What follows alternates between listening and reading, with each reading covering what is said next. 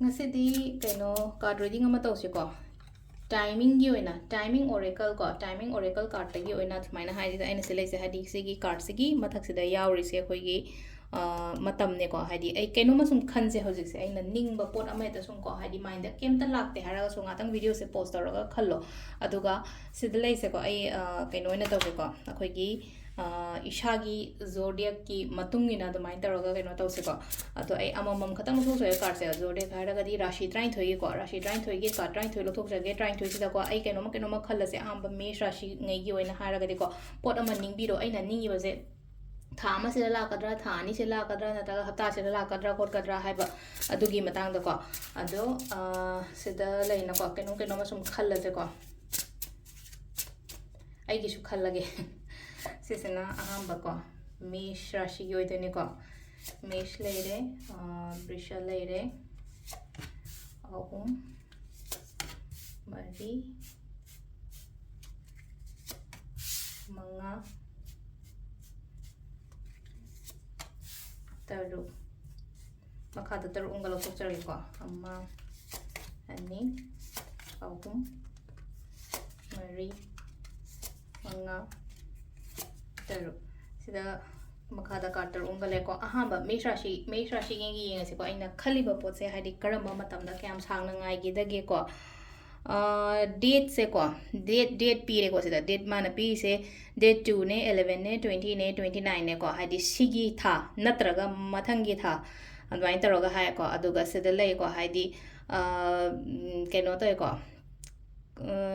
sida hai say next month ki ko hari 2 ne 11 ne 20 ne 29 ne this or next month take mother or mother like lady help hari mingon dagi mating gumba lobe ai ko ima dagi oiro ama dagi oiro katang ahan nupi tho nupi gumba dagi hari ima gumba nupi keno dagi hari mating gumba lobo darkar leira matam da ko admai taro ko aison have is health ke ka loi to khars ne ko hari date se ko 2 11 20 29 ko handak thana traga mathang tha ko ha petang khalla ga ma lebi ko brishra shi gi oina sida su date piri ko let's say 110 19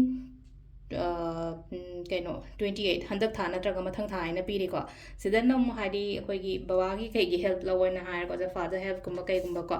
brisha adagi mithun in next 26 days ko laktori ba tha manung sida ning be ai ko aina khali ba ko cha aduna isa na haidi loina aina ningi ba ko to phange haina comment i thokpio ko som hadi I now hoji khali exam gi oiro amagi oiro adumba mayam do hadi the positive affirmation positive thoughts ama positive lines ama sum e on ina sum hai bo ne basida hai se hadi koina atopa matam da